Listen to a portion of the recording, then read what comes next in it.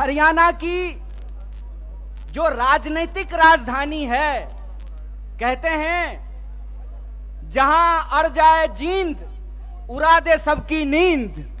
तो जींद के इस धरती पर, इस पावन धरती पर आने का अवसर दिया है, इसके लिए मैं आप सबका तहे दिल से धन्यवाद करता हूं, आपको शुक्रिया कहता हूं।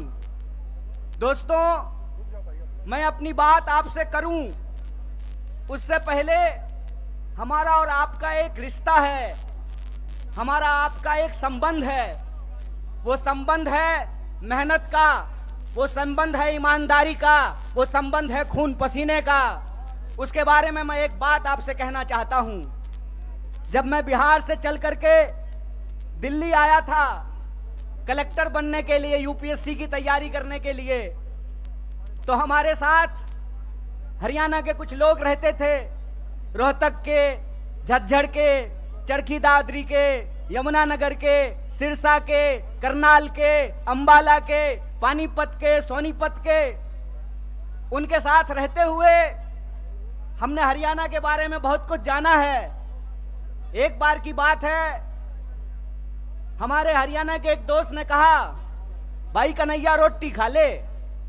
तो मैंने कहा, भाई साहब दोपहर का वक्त है, हम लोग रोटी नहीं चावल खाते हैं। तो मेरे हरियाणा के उस दोस्त ने कहा, भाई हम चावल भी खाते हैं तो उसको रोटी खाना ही कहते हैं। भले तू चावल खा ले, लेकिन मैं तो यही कहूंगा रोटी खा ले तू। तो मैं समझता हूं ये जो रोटी का संबंध है वो बिहार के लोगों का हरियाणा के लोगों के साथ है। आप जो देश भर के लिए हरियाणा के मेहनती किसान चावल उगाते हैं, हम बिहार वाले उस चावल को बोते हैं, उस चावल को काटते हैं, उस चावल को बोरियों में भरते हैं। इसीलिए हमारा और आपका रिश्ता प्रेम का रिश्ता है, मेहनत का रिश्ता है, ईमानदारी का रिश्ता है, खून पसीने का रिश्ता है। और इसी खून पसीने के रिश्ते के दम पे कुछ बात मैं आपके सामने करने के लिए आया हूं। हालांकि मेरा मानना है कि जींद के लोगों को राजनीति कहने की जरूरत नहीं है, क्योंकि हरियाणा में, उत्तर भारत में देश की राजनीति अगर बदलती है कहीं तो उसकी शुरुआत जींद से होती है, उसकी आगाज जींद से होती है।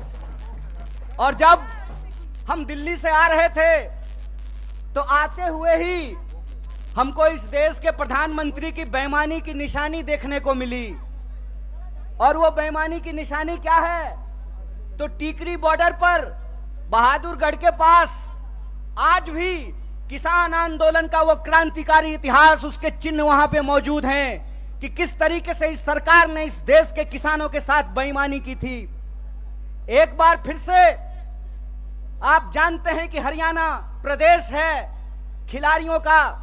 हरियाणा वो प्रदेश है जहां सबसे ज्यादा पदक जीत करके देश के लिए अगर कोई लाते हैं तो वो हरियाणा के छोरे और छोरियां, ये बात हम सब जानते हैं। अगर आप इस देश की फौज को उठा करके देख लें तो सबसे ज्यादा बेल्ट की नौकरी करने वाले नौजवान अगर कहीं पैदा होते हैं तो हरियाणा में पैदा होते हैं। लेकिन अगर आप आज हरियाणा की स्थिति देखें तो इस बेईमान भाजपा सरकार ने हरियाणा को एक जगह और एक नंबर कर दिया है। और वो जगह, जब हम बेरोजगारी की बात करते हैं तो आज हरियाणा बेरोजगारी में भी नंबर 1 हो गया है।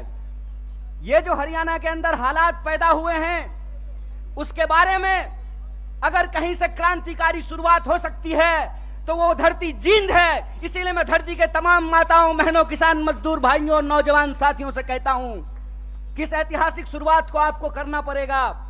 और आपको यह समझना होगा कि आज हम किस परिस्थिति में जाकर के खड़े हैं। आप देश के किसी भी इलाके में जाकर के घूम करके देख लीजिए, हर जगह एक बार फिर से भाजपा का प्रचार शुरू हो गया है। जब मैं रास्ते से आ रहा था, रोहतक के पास मुझे जींद की तरफ मुड़ना था तो एक दीवार पे लिखा हुआ था, फिर एक बार मोदी सरकार। मैंने अपने दोस्त को कहा, भाई गाड़ी रोक, मार्कर से इसके बगल में लिख देता हूं जहां लिखा हुआ है फिर एक बार मोदी सरकार। पहले 15 लाख ला, फिर तेरी सरकार आने की बात होगी।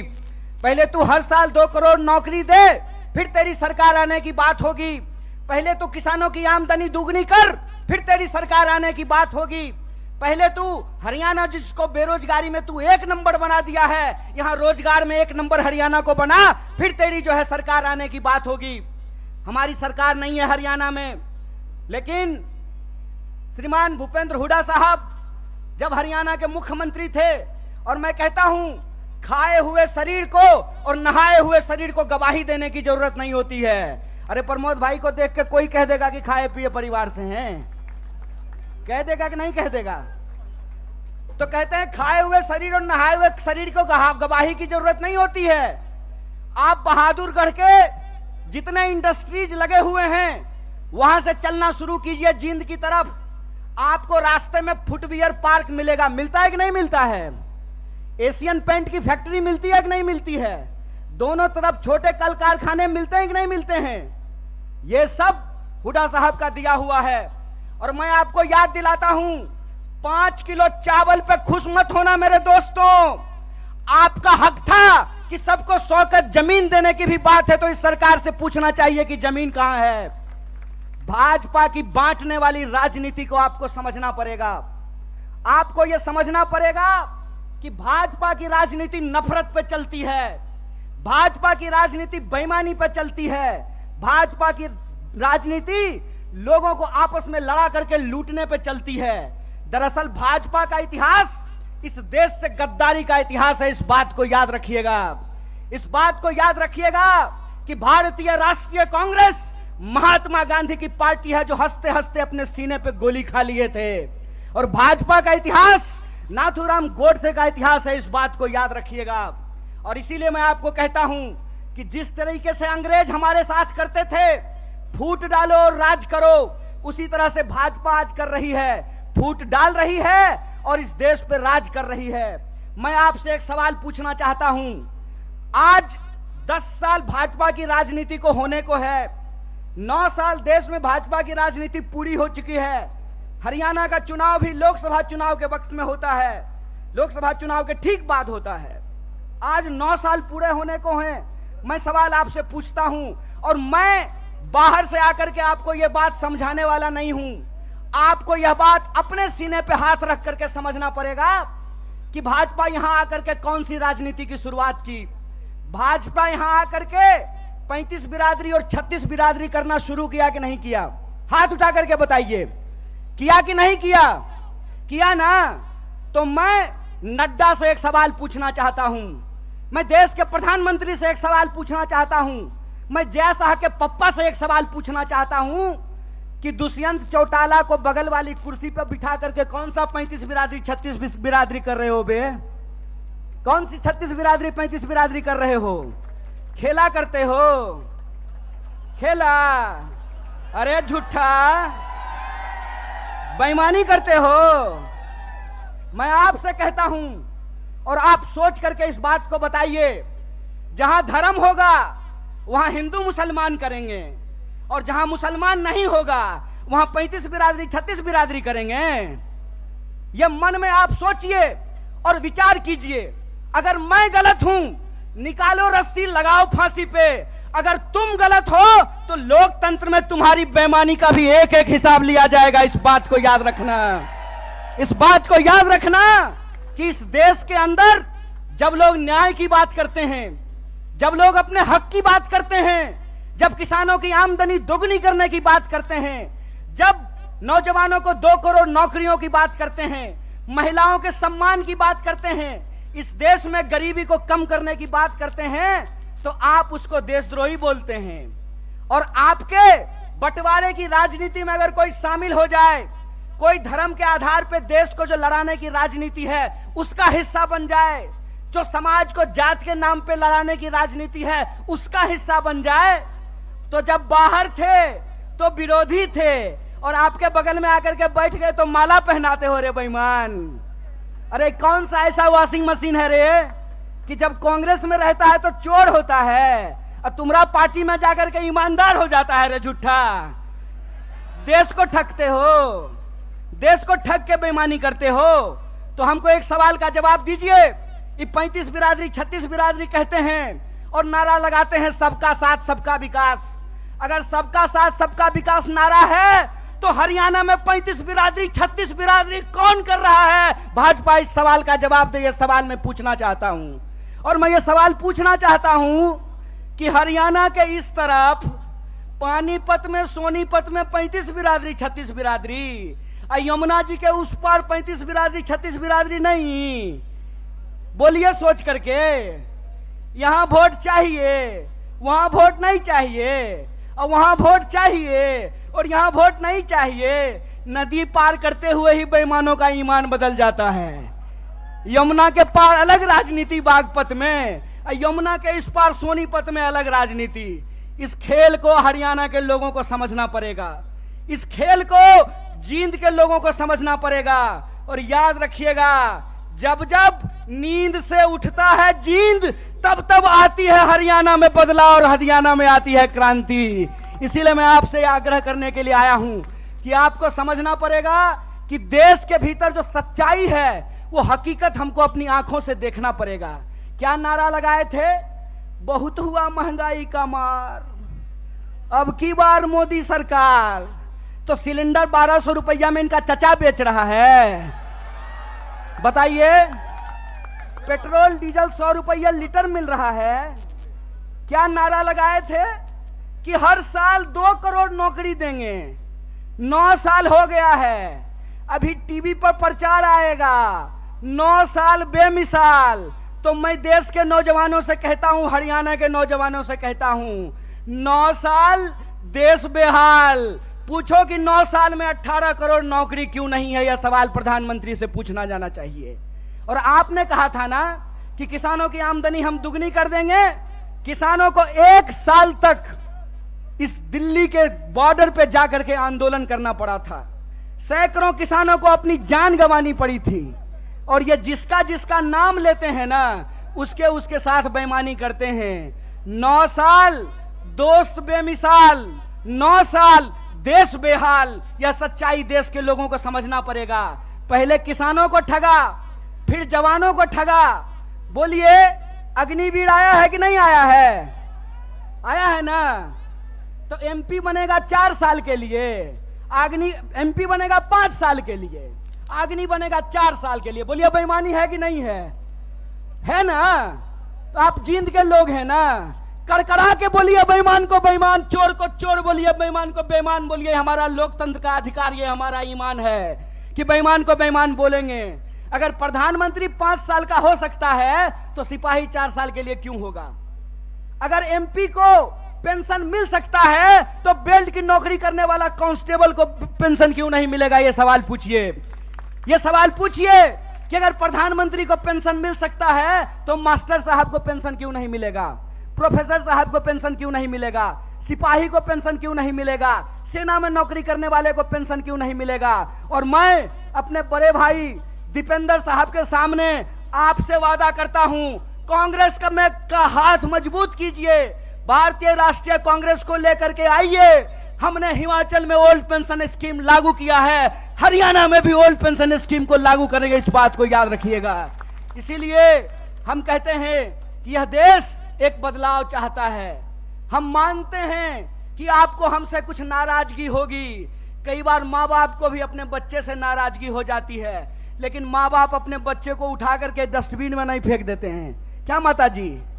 फेंक देते हैं। तो भारतीय राष्ट्रीय कांग्रेस आपकी पार्टी है और भारतीय राष्ट्रीय कांग्रेस का मुद्दा आपका मुद्दा है। और हम देश के प्रधानमंत्री नहीं हैं कि झूठ बोलेंगे, आकर के आपको जबरदस्ती कहेंगे कि हमारा जींद से बहुत पुराना नाता है। अरे प्रधानमंत्री जी, जींद से आपका पुराना नाता है ना, तो एक और मेडिकल कॉलेज यहां खुलवा दीजिए। रास्ता में आते हुए सड़क पे बहुत सारा गड्ढा है, यहाँ के लोगों को इलाज कराने के लिए हिसार जाना पड़ता है, यहाँ के लोगों को इलाज कराने के लिए दिल्ली जाना पड़ता है। अगर आपका नाता है तो जींद के लोगों को ठगना बंद कीजिए, क्योंकि जींद के लोग अगर जाग गए तो जींद हरियाणा की राजनीतिक राजधानी है और हरियाणा में बदलाव से कोई रोक नहीं सकता है। अगर आप परिवर्तन करेंगे तो हमारा वादा है कि हरियाणा को हम बेरोजगारी में नहीं, रोजगार में नंबर 1 बनाएंगे। हम हरियाणा के लोगों को, हरियाणा के नौजवानों को रोजगार से जोड़ेंगे। भारत जोड़ो यात्रा का संदेशा बिल्कुल साफ है। हम नौजवानों को रोजगार से जोड़ना चाहते हैं, किसानों को एमएसपी से जोड़ करके रखना चाहते हैं, महिलाओं को उनके सम्मान से जोड़ करके रखना चाहते हैं, बुजुर्गों को उनके पेंशन से जोड़ करके रखना चाहते हैं। इसीलिए हमारा जो लड़ाई है, हमारा जो संघर्ष है, वो कुर्सी की लड़ाई नहीं है। हमारा जो संघर्ष है वो सत्ता की नहीं है, सत्य की है। तो मैं आप तमाम जींद के लोगों से यह अपील लेना चाहता हूं, मैं आप तमाम लोगों से यह आग्रह करना चाहता हूं, सत्य की इस लड़ाई में लोग कहते हैं कि बिहार भी राजनीतिक रूप से बहुत सक्रिय जगह है, बिहार भी बहुत राजनीतिक रूप से सक्रिय है, लेकिन कई बार चिराग तले अंधेरा होता है। जिंद भी हरियाणा का सबसे सक्रिय जिला है, राजनीतिक रूप से सबसे सोचने समझने वाले लोग हैं, लेकिन विकास जितना जिंद में होना चाहिए उतना नहीं हो पाया है। तो हम आपसे वादा करते हैं कि चिराग तले अंधेरा नहीं होगा, हर तरफ रोशनी ही रोशनी होगी। और हमारा संघर्ष सत्य के लिए है। सत्य के इस संघर्ष में आप हमारे साथ हैं कि नहीं हैं? सब लोग साथ हैं। तो एक आखिरी बात बोल करके मैं अपनी बात को समाप्त करूंगा।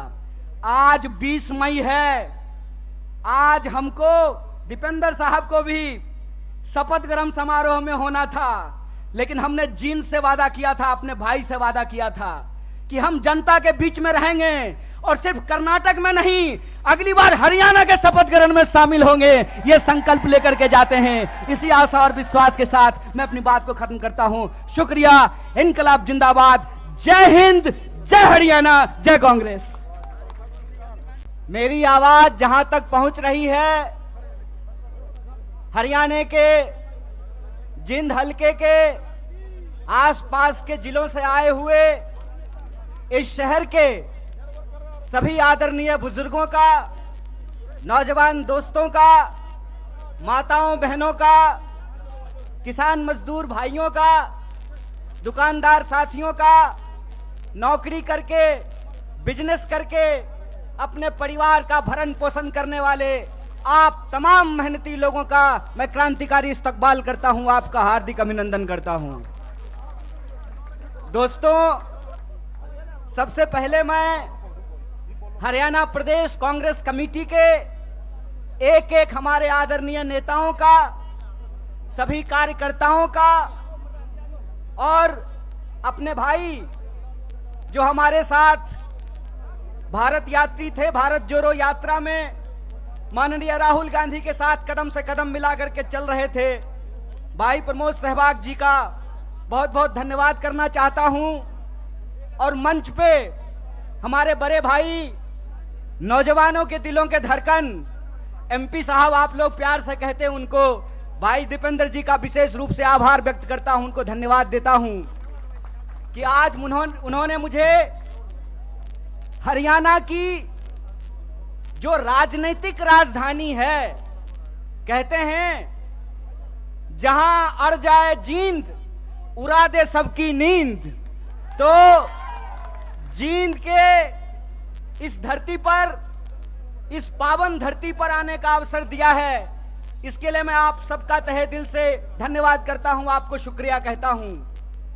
दोस्तों, मैं अपनी बात आपसे करूं उससे पहले हमारा और आपका एक रिश्ता है, हमारा आपका एक संबंध है। वो संबंध है मेहनत का, वो संबंध है ईमानदारी का, वो संबंध है खून पसीने का। उसके बारे में मैं एक बात आपसे कहना चाहता हूं। जब मैं बिहार से चल करके दिल्ली आया था कलेक्टर बनने के लिए, यूपीएससी की तैयारी करने के लिए, तो हमारे साथ हरियाणा के कुछ लोग रहते थे, रोहतक के, झज्जर के, चरखी दादरी के, यमुनानगर के, सिरसा के, करनाल के, अंबाला के, पानीपत के, सोनीपत के, उनके साथ रहते हुए हमने हरियाणा के बारे में बहुत कुछ जाना है। एक बार की बात है, हमारे हरियाणा के एक दोस्त ने कहा, भाई कन्हैया रोटी खा ले। तो मैंने कहा, भाई साहब दोपहर का वक्त है, हम लोग रोटी नहीं चावल खाते हैं। तो मेरे हरियाणा के उस दोस्त ने कहा, भाई हम चावल भी खाते हैं तो उसको रोटी खाना ही कहते हैं, भले तू चावल खा ले लेकिन मैं तो यही कहूंगा रोटी खा ले तू। तो मैं समझता हूं ये जो रोटी का संबंध है वो बिहार के लोगों का, हरियाणा के लोगों के साथ है। आप जो देश भर के लिए हरियाणा के मेहनती किसान चावल उगाते हैं, हम बिहार वाले उस चावल को बोते हैं, उस चावल को काटते हैं, उस चावल को बोरियों में भरते हैं। इसीलिए हमारा और आपका रिश्ता प्रेम का रिश्ता है, मेहनत का रिश्ता है, ईमानदारी का रिश्ता है, खून पसीने का रिश्ता है। और इसी खून पसीने के रिश्ते के दम पे कुछ बात मैं आपके सामने करने के लिए आया हूं। हालांकि मेरा मानना है कि जींद के लोगों को राजनीति कहने की जरूरत नहीं है, क्योंकि हरियाणा में, उत्तर भारत में देश की राजनीति अगर बदलती है कहीं तो उसकी शुरुआत जींद से होती है, उसकी आगाज जींद से होती है। और जब हम दिल्ली से आ रहे थे तो आते हुए ही हमको इस देश के प्रधानमंत्री की बेईमानी की निशानी देखने को मिली। और वो बेईमानी की निशानी क्या है? तो टीकरी बॉर्डर पर बहादुरगढ़ के पास आज भी किसान आंदोलन का वो क्रांतिकारी इतिहास, उसके चिन्ह वहां पे मौजूद हैं कि किस तरीके से इस सरकार ने इस देश के किसानों के साथ बेईमानी की थी। एक बार फिर से आप जानते हैं कि हरियाणा प्रदेश है खिलाड़ियों का। हरियाणा वो प्रदेश है जहां सबसे ज्यादा पदक जीत करके देश के लिए अगर कोई लाते हैं तो वो हरियाणा के छोरे और छोरियां, ये बात हम सब जानते हैं। अगर आप इस देश की फौज को उठा करके देख लें तो सबसे ज्यादा बेल्ट की नौकरी करने वाले नौजवान अगर कहीं पैदा होते हैं तो हरियाणा में पैदा होते हैं। लेकिन अगर आप आज हरियाणा की स्थिति देखें तो इस बेईमान भाजपा सरकार ने हरियाणा को एक जगह और एक नंबर कर दिया है। और वो जगह, जब हम बेरोजगारी की बात करते हैं तो आज हरियाणा बेरोजगारी में भी नंबर 1 हो गया है। ये जो हरियाणा के अंदर हालात पैदा हुए हैं उसके बारे में अगर कहीं से क्रांतिकारी शुरुआत हो सकती है तो वो धरती जींद है। इसीलिए मैं धरती के तमाम माताओं, बहनों, किसान मजदूर भाइयों और नौजवान साथियों से कहता हूं कि इस ऐतिहासिक शुरुआत को आपको करना पड़ेगा। और आपको यह समझना होगा कि आज हम किस परिस्थिति में जाकर के खड़े हैं। आप देश के किसी भी इलाके में जाकर के घूम करके देख लीजिए, हर जगह एक बार फिर से भाजपा का प्रचार शुरू हो गया है। जब मैं रास्ते से आ रहा था, रोहतक के पास मुझे जींद की तरफ मुड़ना था तो एक दीवार पे लिखा हुआ था, फिर एक बार मोदी सरकार। मैंने अपने दोस्त को कहा, भाई गाड़ी रोक, मार्कर से इसके बगल में लिख देता हूं जहां लिखा हुआ है फिर एक बार मोदी सरकार। पहले 15 लाख ला, फिर तेरी सरकार आने की बात होगी। पहले तू हर साल 2 करोड़ नौकरी दे, फिर तेरी सरकार आने की बात होगी। पहले तू किसानों की आमदनी दुगनी कर, फिर तेरी सरकार आने की बात होगी। पहले तू हरियाणा, जिसको बेरोजगारी में तू 1 नंबर बना दिया है, यहां रोजगार में 1 नंबर हरियाणा को बना, फिर तेरी जो है सरकार आने की बात होगी। हमारी सरकार नहीं है हरियाणा में, लेकिन श्रीमान भूपेंद्र हुड्डा साहब जब हरियाणा के मुख्यमंत्री थे, और मैं कहता हूं खाए हुए शरीर को और नहाए हुए शरीर को गवाही देने की जरूरत नहीं होती है। अरे प्रमोद भाई को देख के कोई कह देगा कि खाए पिए परिवार से हैं, कह देगा कि नहीं कह देगा? तो कहते हैं खाए हुए शरीर और नहाए हुए शरीर को गवाही की जरूरत नहीं होती है। आप बहादुरगढ़ के जितने इंडस्ट्रीज लगे हुए हैं वहां से चलना शुरू कीजिए जींद की तरफ, आपको रास्ते में फुटवियर पार्क मिलेगा। मिलता है कि नहीं मिलता है? एशियन पेंट की फैक्ट्री मिलती है कि नहीं मिलती है? दोनों तरफ छोटे कल कारखाने मिलते हैं कि नहीं मिलते हैं? ये सब हुड्डा साहब का दिया हुआ है। और मैं आपको याद दिलाता हूं, 5 किलो चावल पे खुश मत होना मेरे दोस्तों। आपका हक था कि सबको 100 गज जमीन देने की भी बात है तो इस सरकार से पूछना चाहिए कि जमीन कहां है। भाजपा की बांटने वाली राजनीति को आपको समझना पड़ेगा। आपको यह समझना पड़ेगा कि भाजपा की राजनीति नफरत पे चलती है, भाजपा की राजनीति बेईमानी पे चलती है, भाजपा की राजनीति लोगों को आपस में लड़ा करके लूटने पे चलती है। दरअसल भाजपा का इतिहास इस देश से गद्दारी का इतिहास है। इस बात को याद रखिएगा। इस बात को याद रखिएगा कि भारतीय राष्ट्रीय कांग्रेस महात्मा गांधी की पार्टी है जो हंसते हंसते अपने सीने पे गोली खा लिए थे। और भाजपा का इतिहास नाथूराम गोडसे का इतिहास है। इस बात को याद रखिएगा। और इसीलिए मैं आपको कहता हूं कि जिस तरीके से अंग्रेज हमारे साथ करते थे, फूट डालो और राज करो, उसी तरह से भाजपा आज कर रही है, फूट डाल रही है और इस देश पर राज कर रही है। मैं आपसे एक सवाल पूछना चाहता हूं, आज 10 साल भाजपा की राजनीति को होने को है, 9 साल देश में भाजपा की राजनीति पूरी हो चुकी है। हरियाणा का चुनाव भी लोकसभा चुनाव के वक्त में होता है, लोकसभा चुनाव के ठीक बाद होता है। आज 9 साल पूरे होने को हैं। मैं सवाल आपसे पूछता हूं, और मैं बाहर से आकर के आपको यह बात समझाने वाला नहीं हूं। आपको यह बात अपने सीने पे हाथ रख करके समझना पड़ेगा कि भाजपा यहां आकर के कौन सी राजनीति की शुरुआत की। भाजपा यहां आकर के 35 बिरादरी और 36 बिरादरी करना शुरू किया कि नहीं किया? हाथ उठा करके बताइए, किया कि नहीं किया? किया ना।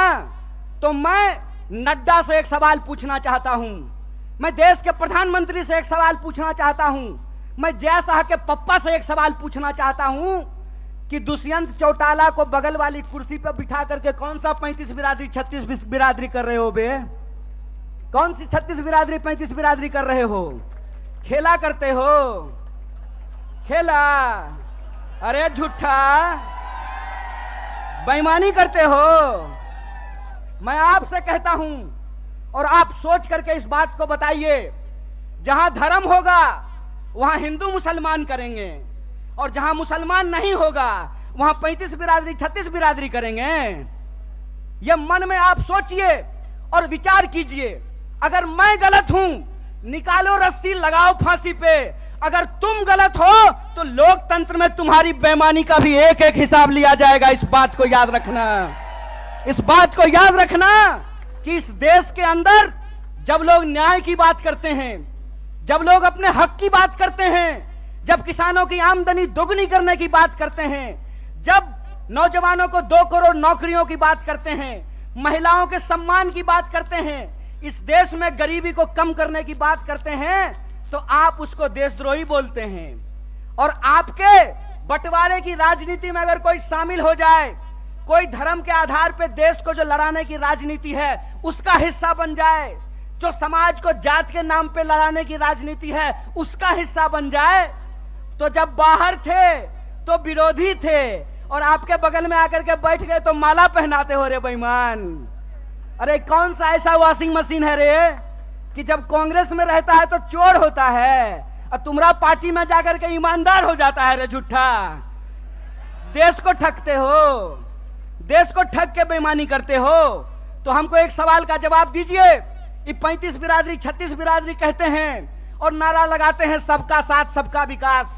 अगर सबका साथ सबका विकास नारा है तो हरियाणा में 35 बिरादरी 36 बिरादरी कौन कर रहा है? भाजपा इस सवाल का जवाब दे। ये सवाल मैं पूछना चाहता हूं, और मैं ये सवाल पूछना चाहता हूं कि हरियाणा के इस तरफ पानीपत में, सोनीपत में 35 बिरादरी 36 बिरादरी, यमुना जी के उस पार 35 बिरादरी 36 बिरादरी नहीं। बोलिए सोच करके, यहां वोट चाहिए, वहां वोट नहीं चाहिए, और वहां वोट चाहिए और यहां वोट नहीं चाहिए। नदी पार करते हुए ही बेईमानों का ईमान बदल जाता है। यमुना के पार अलग राजनीति बागपत में, यमुना के इस पार सोनीपत में अलग राजनीति। इस खेल को हरियाणा के लोगों को समझना पड़ेगा, इस खेल को जींद के लोगों को समझना पड़ेगा। और याद रखिएगा, जब जब नींद से उठता है जींद, तब तब आती है हरियाणा में बदलाव और हरियाणा में आती है क्रांति। इसीलिए मैं आपसे आग्रह करने के लिए आया हूं कि आपको समझना पड़ेगा कि देश के भीतर जो सच्चाई है वो हकीकत हमको अपनी आंखों से देखना पड़ेगा। क्या नारा लगाए थे? बहुत हुआ महंगाई का मार, अब की बार मोदी सरकार। तो सिलेंडर 1200 रुपया में इनका चचा बेच रहा है, बताइए। पेट्रोल डीजल 100 रुपया लीटर मिल रहा है। क्या नारा लगाए थे कि हर साल 2 करोड़ नौकरी देंगे। 9 साल हो गया है, अभी टीवी पर प्रचार आएगा 9 साल बेमिसाल। तो मैं देश के नौजवानों से कहता हूं, हरियाणा के नौजवानों से कहता हूं, 9 साल देश बेहाल। पूछो कि 9 साल में 18 करोड़ नौकरी क्यों नहीं है? यह सवाल प्रधानमंत्री से पूछना जाना चाहिए। और आपने कहा था ना कि किसानों की आमदनी हम दुगनी कर देंगे, किसानों को 1 साल तक इस दिल्ली के बॉर्डर पे जाकर के आंदोलन करना पड़ा था। सैकड़ों किसानों को अपनी जान गंवानी पड़ी थी। और ये जिसका जिसका नाम लेते हैं ना, उसके उसके साथ बेईमानी करते हैं। 9 साल दोस्त बेमिसाल, 9 साल देश बेहाल। यह सच्चाई देश के लोगों को समझना पड़ेगा। पहले किसानों को ठगा, फिर जवानों को ठगा। बोलिए, अग्निवीर आया है कि नहीं आया है? आया है ना। तो एमपी बनेगा 4 साल के लिए, एमपी बनेगा 5 साल के लिए, अग्नि बनेगा 4 साल के लिए। बोलिए, बेईमानी है कि नहीं है? है ना। तो आप जींद के लोग हैं ना, करकरा के बोलिए बेईमान को बेईमान, चोर को चोर बोलिए, बेईमान को बेईमान बोलिए। हमारा लोकतंत्र का अधिकार, ये हमारा ईमान है कि बेईमान को बेईमान बोलेंगे। अगर प्रधानमंत्री 5 साल का हो सकता है तो सिपाही 4 साल के लिए क्यों होगा? अगर एमपी को पेंशन मिल सकता है तो बेल्ट की नौकरी करने वाला कांस्टेबल को पेंशन क्यों नहीं मिलेगा? ये सवाल पूछिए। ये सवाल पूछिए कि अगर प्रधानमंत्री को पेंशन मिल सकता है तो मास्टर साहब को पेंशन क्यों नहीं मिलेगा? प्रोफेसर साहब को पेंशन क्यों नहीं मिलेगा? सिपाही को पेंशन क्यों नहीं मिलेगा? सेना में नौकरी करने वाले को पेंशन क्यों नहीं मिलेगा? और मैं अपने बड़े भाई दीपेंद्र साहब के सामने आपसे वादा करता हूं, कांग्रेस का हाथ मजबूत कीजिए, भारतीय राष्ट्रीय कांग्रेस को लेकर के आइए। हमने हिमाचल में ओल्ड पेंशन स्कीम लागू किया है, हरियाणा में भी ओल्ड पेंशन स्कीम को लागू करेंगे। इस बात को याद रखिएगा। इसीलिए हम कहते हैं कि यह देश एक बदलाव चाहता है। हम मानते हैं कि आपको हमसे कुछ नाराजगी होगी। कई बार माँ बाप को भी अपने बच्चे से नाराजगी हो जाती है, लेकिन माँ बाप अपने बच्चे को उठा करके डस्टबिन में नहीं फेंक देते हैं। क्या माता जी? फेंक देते हैं। तो भारतीय राष्ट्रीय कांग्रेस आपकी पार्टी है और भारतीय राष्ट्रीय कांग्रेस का मुद्दा आपका मुद्दा है। और हम देश के प्रधानमंत्री नहीं हैं कि झूठ बोलेंगे, आकर के आपको जबरदस्ती कहेंगे कि हमारा जींद से बहुत पुराना नाता है। अरे प्रधानमंत्री जी, जींद से आपका पुराना नाता है ना, तो एक और मेडिकल कॉलेज यहां खुलवा दीजिए।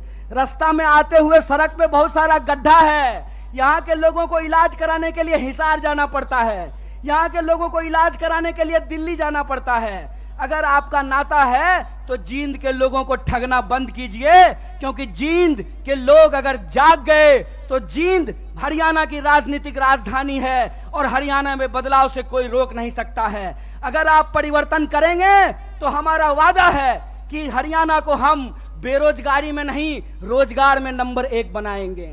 हम हरियाणा के लोगों को, हरियाणा के नौजवानों को रोजगार से जोड़ेंगे। भारत जोड़ो यात्रा का संदेशा बिल्कुल साफ है।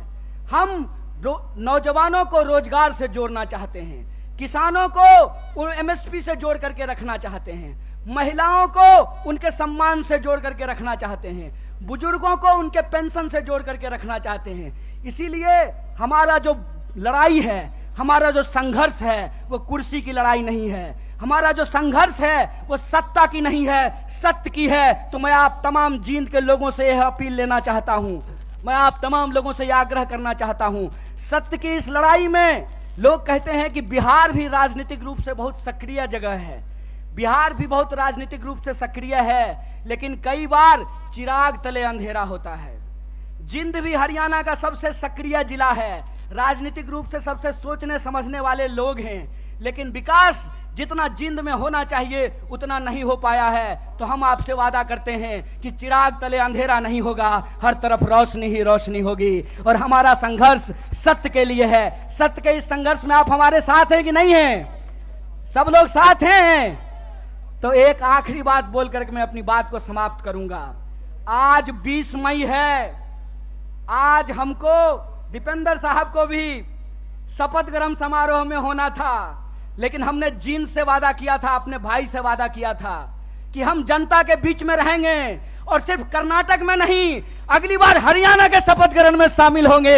ये संकल्प लेकर के जाते हैं। इसी आशा और विश्वास के साथ मैं अपनी बात को खत्म करता हूं। शुक्रिया। इनकलाब जिंदाबाद। जय हिंद, जय हरियाणा, जय कांग्रेस। मेरी आवाज जहां तक पहुंच रही है, हरियाणा के जींद हलके के आसपास के जिलों से आए हुए इस शहर के सभी आदरणीय बुजुर्गों का, नौजवान दोस्तों का, माताओं बहनों का, किसान मजदूर भाइयों का, दुकानदार साथियों का, नौकरी करके, बिजनेस करके अपने परिवार का भरण पोषण करने वाले आप तमाम मेहनती लोगों का मैं क्रांतिकारी इस्तकबाल करता हूं, आपका हार्दिक अभिनंदन करता हूं। दोस्तों, सबसे पहले मैं हरियाणा प्रदेश कांग्रेस कमेटी के एक एक हमारे आदरणीय नेताओं का, सभी कार्यकर्ताओं का और अपने भाई जो हमारे साथ भारत यात्री थे, भारत जोड़ो यात्रा में माननीय राहुल गांधी के साथ कदम से कदम मिलाकर के चल रहे थे, भाई प्रमोद सहवाग जी का बहुत बहुत धन्यवाद करना चाहता हूं।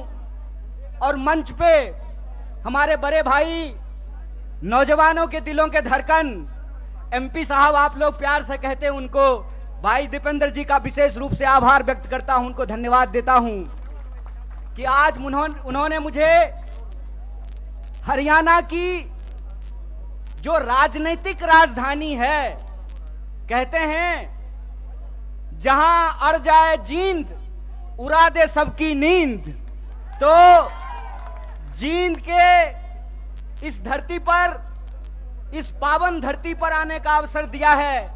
इसके लिए मैं आप सबका तहे दिल से धन्यवाद करता हूं, आपको शुक्रिया कहता हूं।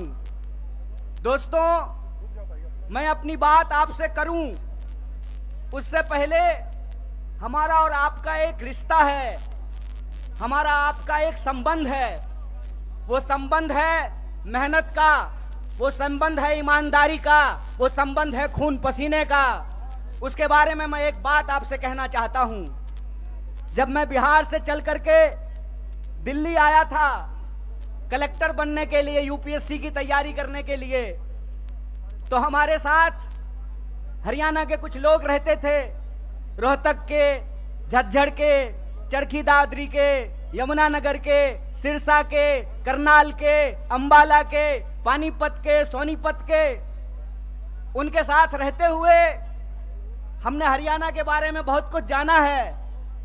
एक बार की बात है, हमारे हरियाणा के एक दोस्त ने कहा, भाई कन्हैया रोटी खा ले। तो मैंने कहा, भाई साहब दोपहर का वक्त है, हम लोग रोटी नहीं चावल खाते हैं। तो मेरे हरियाणा के उस दोस्त ने कहा, भाई हम चावल भी खाते हैं तो उसको रोटी खाना ही कहते हैं, भले तू चावल खा ले लेकिन मैं तो यही कहूंगा रोटी खा ले तू।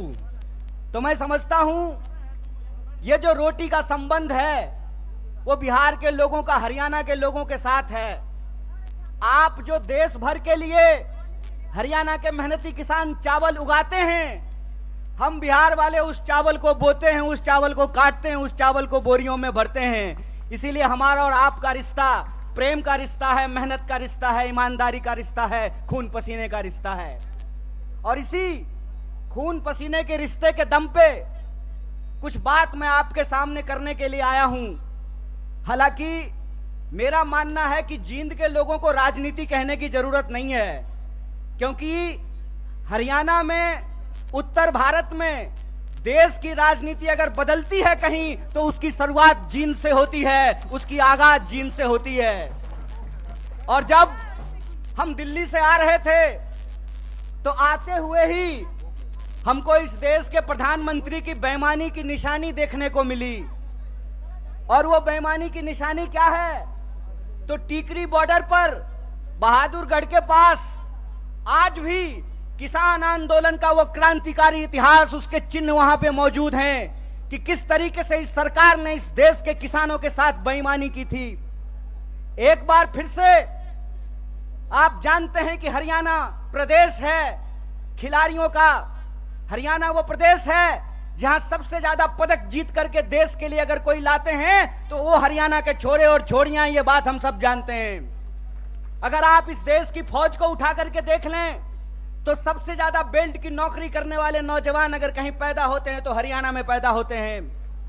लेकिन अगर आप आज हरियाणा की स्थिति देखें तो इस बेईमान भाजपा सरकार ने हरियाणा को एक जगह और एक नंबर कर दिया है, और वो जगह जब हम बेरोजगारी की बात करते हैं तो आज हरियाणा बेरोजगारी में भी नंबर 1 हो गया है। ये जो हरियाणा के अंदर हालात पैदा हुए हैं उसके बारे में अगर कहीं से क्रांतिकारी शुरुआत हो सकती है तो वो धरती जींद है। इसीलिए मैं धरती के तमाम माताओं, बहनों, किसान, मजदूर भाइयों और नौजवान साथियों से कहता हूं कि इस ऐतिहासिक शुरुआत को आपको करना पड़ेगा और आपको यह समझना होगा कि आज हम किस परिस्थिति में जाकर के खड़े हैं। आप देश के किसी भी इलाके में जाकर के घूम करके देख लीजिए, हर जगह एक बार फिर से भाजपा का प्रचार शुरू हो गया है। जब मैं रास्ते से आ रहा था, रोहतक के पास मुझे जींद की तरफ मुड़ना था तो एक दीवार पे लिखा हुआ था, फिर एक बार मोदी सरकार। मैंने अपने दोस्त को कहा, भाई गाड़ी रोक, मार्कर से इसके बगल में लिख देता हूं जहां लिखा हुआ है फिर एक बार मोदी सरकार। पहले 15 लाख ला, फिर तेरी सरकार आने की बात होगी। पहले तू हर साल 2 करोड़ नौकरी दे, फिर तेरी सरकार आने की बात होगी। पहले तू किसानों की आमदनी दुगनी कर, फिर तेरी सरकार आने की बात होगी। पहले तू हरियाणा जिसको बेरोजगारी में तू 1 नंबर बना दिया है, यहां रोजगार में 1 नंबर हरियाणा को बना, फिर तेरी जो है सरकार आने की बात होगी। हमारी सरकार नहीं है हरियाणा में, लेकिन श्रीमान भूपेंद्र हुड्डा साहब जब हरियाणा के मुख्यमंत्री थे, और मैं कहता हूं खाए हुए शरीर को और नहाए हुए शरीर को गवाही देने की जरूरत नहीं होती है। अरे प्रमोद भाई को देख के कोई कह देगा कि खाए पिए परिवार से हैं, कह देगा कि नहीं कह देगा? तो कहते हैं खाए हुए शरीर और नहाए हुए शरीर को गवाही की जरूरत नहीं होती है। आप बहादुरगढ़ के जितने इंडस्ट्रीज लगे हुए हैं वहां से चलना शुरू कीजिए जींद की तरफ, आपको रास्ते में फुटवियर पार्क मिलेगा। मिलता है कि नहीं मिलता है? एशियन पेंट की फैक्ट्री मिलती है कि नहीं मिलती है? दोनों तरफ छोटे कल कारखाने मिलते हैं कि नहीं मिलते हैं? ये सब हुड्डा साहब का दिया हुआ है। और मैं आपको याद दिलाता हूं, 5 किलो चावल पे खुश मत होना मेरे दोस्तों। आपका हक था कि सबको 100 गज जमीन देने की भी बात है तो इस सरकार से पूछना चाहिए कि जमीन कहां है। भाजपा की बांटने वाली राजनीति को आपको समझना पड़ेगा। आपको यह समझना पड़ेगा कि भाजपा की राजनीति नफरत पे चलती है, भाजपा की राजनीति बेईमानी पे चलती है, भाजपा की राजनीति लोगों को आपस में लड़ा करके लूटने पे चलती है।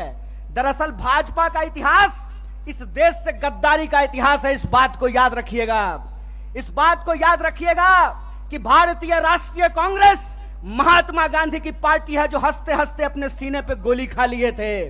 और भाजपा का इतिहास नाथूराम गोडसे का इतिहास है, इस बात को याद रखिएगा। और इसीलिए मैं आपको कहता हूं कि जिस तरीके से अंग्रेज हमारे साथ करते थे, फूट डालो और राज करो, उसी तरह से भाजपा आज कर रही है, फूट डाल रही है और इस देश पे राज कर रही है। मैं आपसे एक सवाल पूछना चाहता हूं, आज 10 साल भाजपा की राजनीति को होने को है, 9 साल देश में भाजपा की राजनीति पूरी हो चुकी है।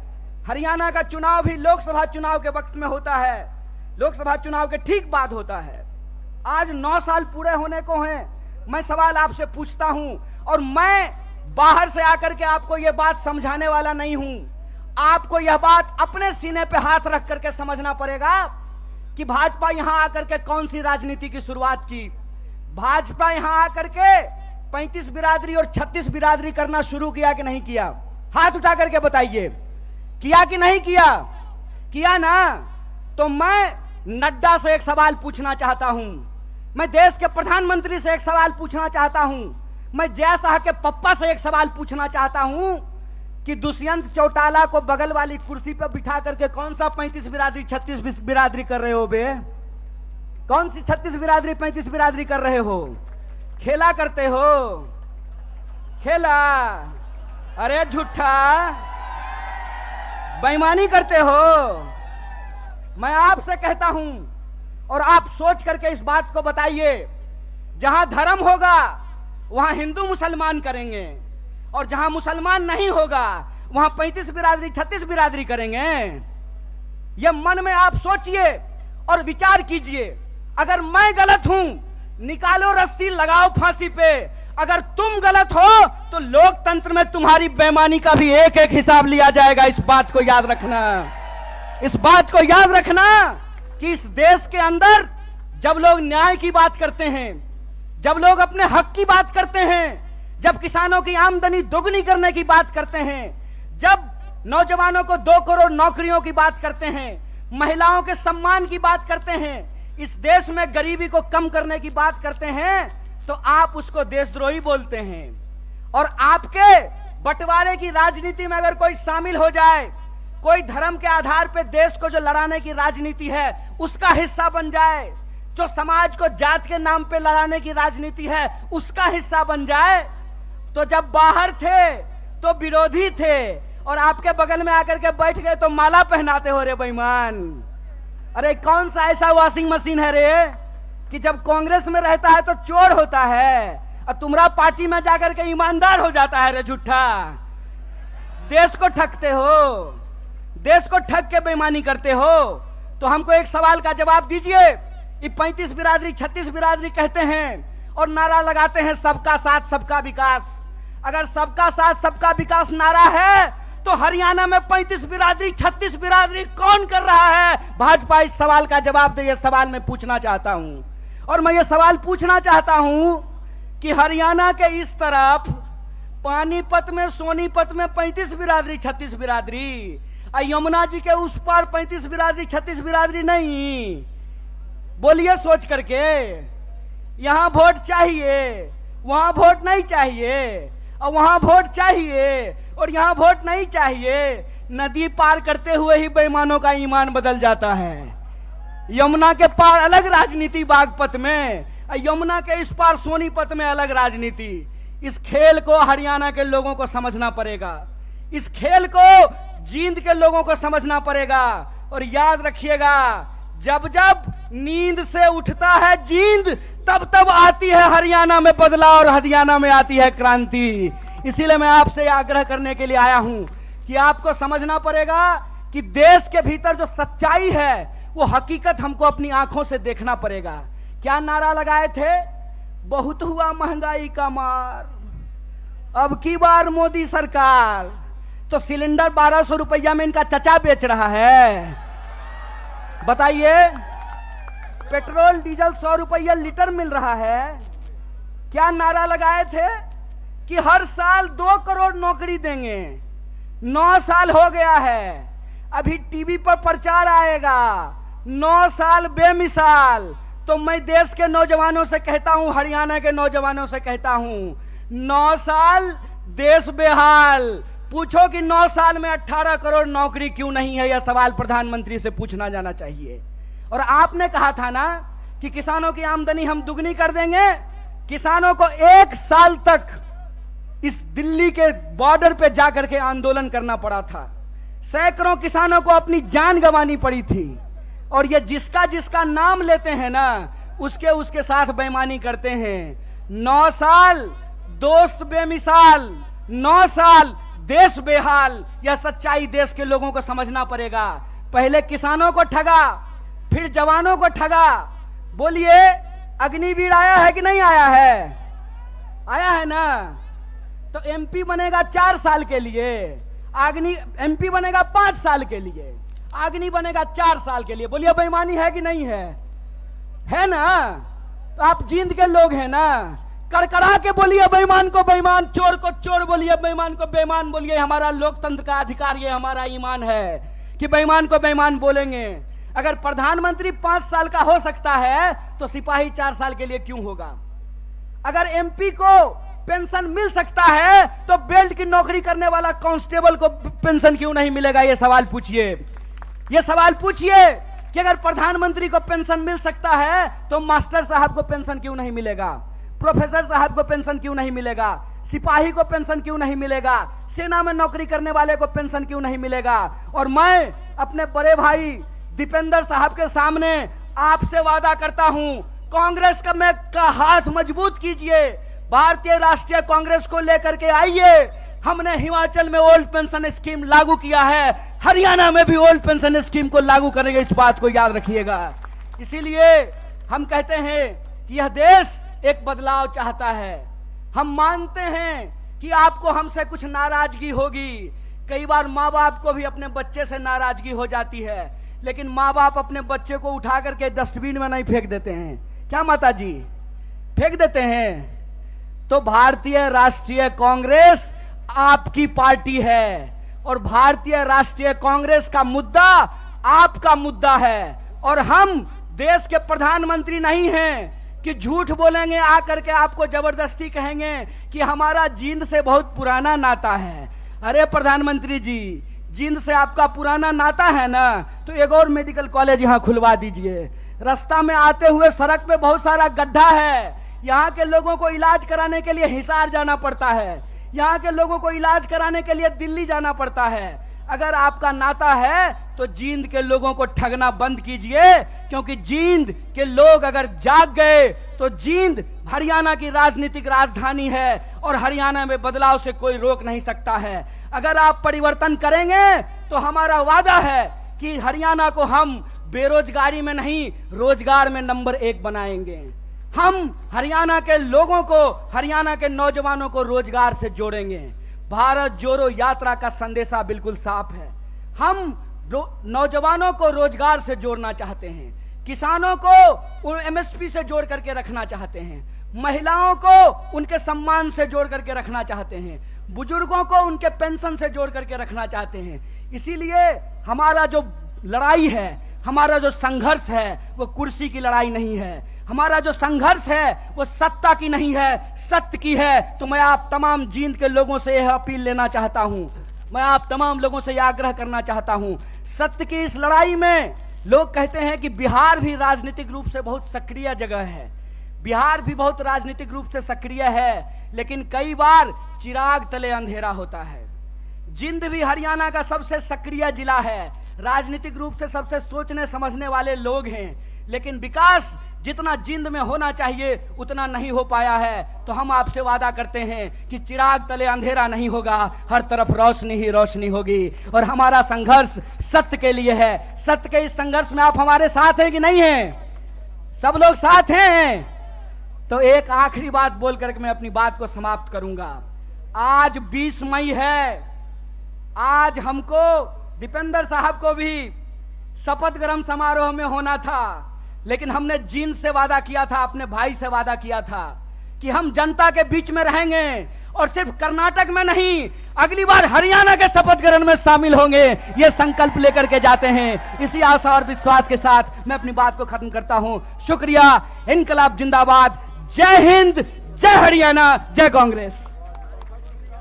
मेरी आवाज जहां तक पहुंच रही है, हरियाणा के जींद हलके के आसपास के जिलों से आए हुए इस शहर के सभी आदरणीय बुजुर्गों का, नौजवान दोस्तों का, माताओं बहनों का, किसान मजदूर भाइयों का, दुकानदार साथियों का, नौकरी करके बिजनेस करके अपने परिवार का भरण पोषण करने वाले आप तमाम मेहनती लोगों का मैं क्रांतिकारी इस्तकबाल करता हूं, आपका हार्दिक अभिनंदन करता हूं।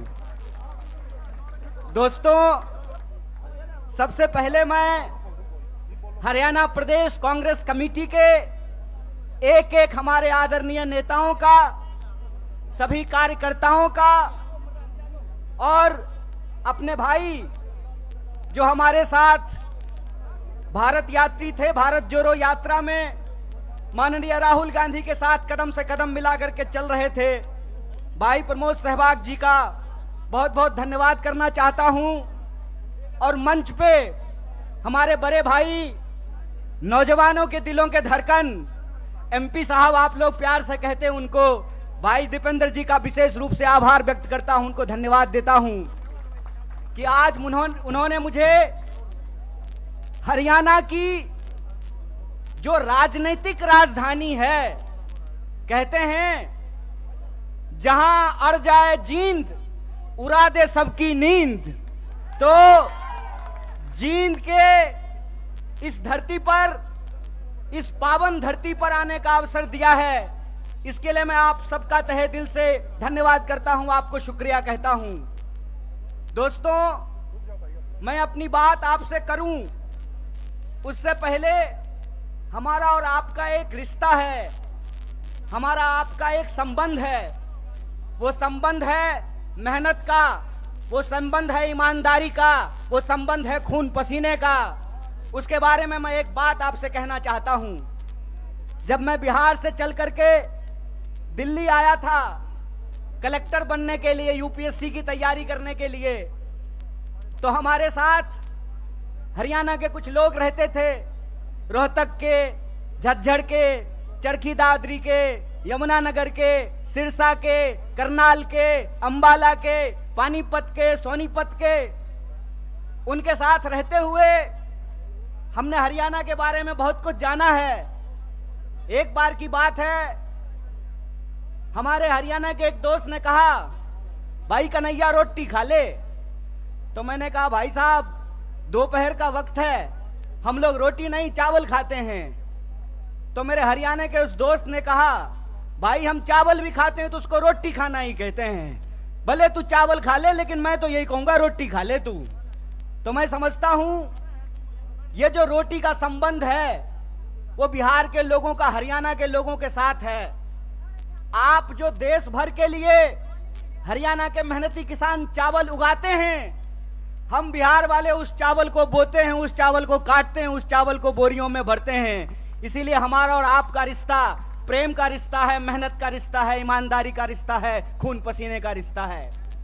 और इसी खून पसीने के रिश्ते के दम पे कुछ बात मैं आपके सामने करने के लिए आया हूं। हालांकि मेरा मानना है कि जींद के लोगों को राजनीति कहने की जरूरत नहीं है, क्योंकि हरियाणा में, उत्तर भारत में देश की राजनीति अगर बदलती है कहीं तो उसकी शुरुआत जींद से होती है, उसकी आगाज जींद से होती है। और जब हम दिल्ली से आ रहे थे तो आते हुए ही हमको इस देश के प्रधानमंत्री की बेईमानी की निशानी देखने को मिली। और वो बेईमानी की निशानी क्या है? तो टीकरी बॉर्डर पर बहादुरगढ़ के पास आज भी किसान आंदोलन का वो क्रांतिकारी इतिहास, उसके चिन्ह वहां पे मौजूद हैं कि किस तरीके से इस सरकार ने इस देश के किसानों के साथ बेईमानी की थी। एक बार फिर से आप जानते हैं कि हरियाणा प्रदेश है खिलाड़ियों का।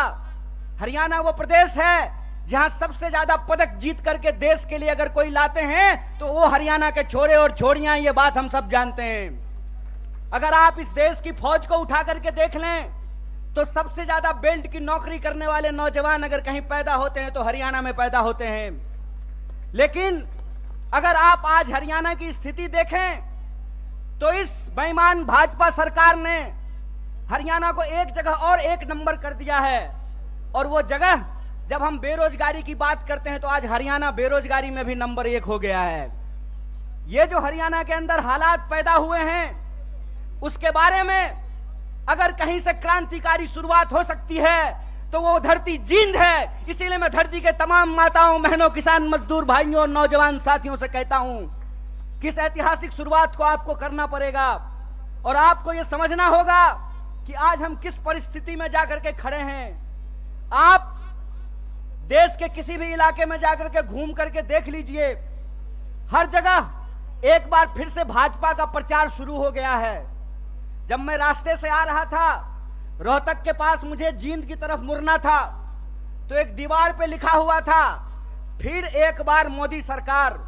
मैंने अपने दोस्त को कहा, भाई गाड़ी रोक, मार्कर से इसके बगल में लिख देता हूं जहां लिखा हुआ है फिर एक बार मोदी सरकार। पहले 15 लाख ला, फिर तेरी सरकार आने की बात होगी। पहले तू हर साल 2 करोड़ नौकरी दे, फिर तेरी सरकार आने की बात होगी। पहले तू किसानों की आमदनी दुगनी कर, फिर तेरी सरकार आने की बात होगी। पहले तू हरियाणा, जिसको बेरोजगारी में तू 1 नंबर बना दिया है, यहां रोजगार में 1 नंबर हरियाणा को बना, फिर तेरी जो है सरकार आने की बात होगी।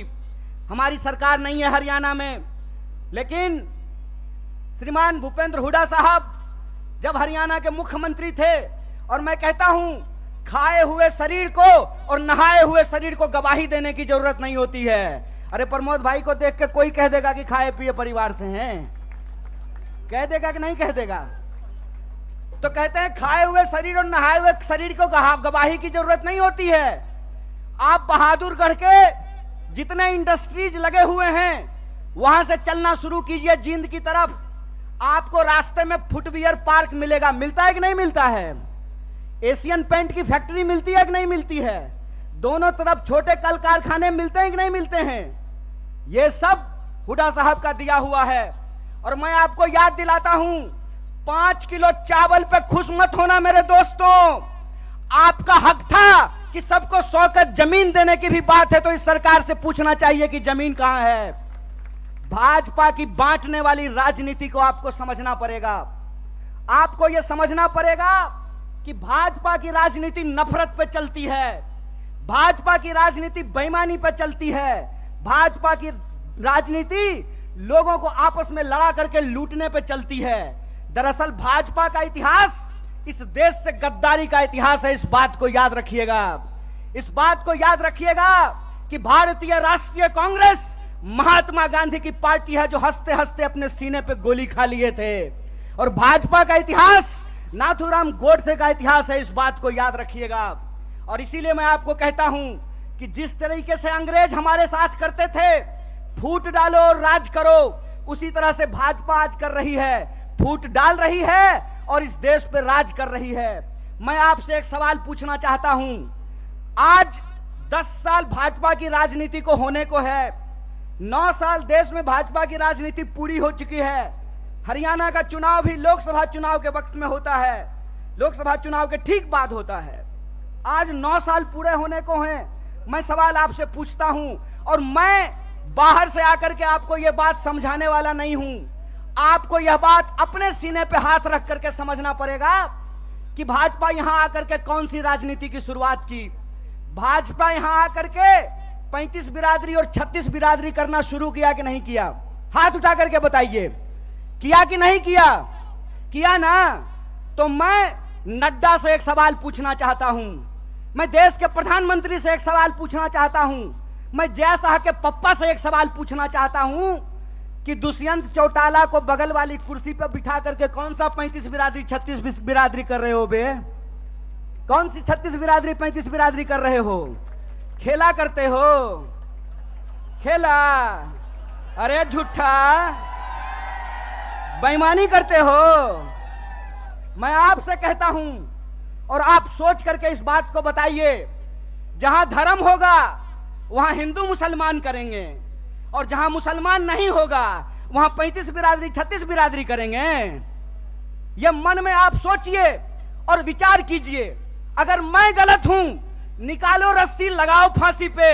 अगर तुम गलत हो तो लोकतंत्र में तुम्हारी बेईमानी का भी एक एक हिसाब लिया जाएगा। इस बात को याद रखना, इस बात को याद रखना कि इस देश के अंदर जब लोग न्याय की बात करते हैं, जब लोग अपने हक की बात करते हैं, जब किसानों की आमदनी दोगुनी करने की बात करते हैं, जब नौजवानों को 2 करोड़ नौकरियों की बात करते हैं, महिलाओं के सम्मान की बात करते हैं, इस देश में गरीबी को कम करने की बात करते हैं, तो आप उसको देशद्रोही बोलते हैं। और आपके बंटवारे की राजनीति में अगर कोई शामिल हो जाए, कोई धर्म के आधार पर देश को जो लड़ाने की राजनीति है उसका हिस्सा बन जाए, जो समाज को जात के नाम पे लड़ाने की राजनीति है उसका हिस्सा बन जाए, तो जब बाहर थे तो विरोधी थे और आपके बगल में आकर के बैठ गए तो माला पहनाते हो रे बेईमान।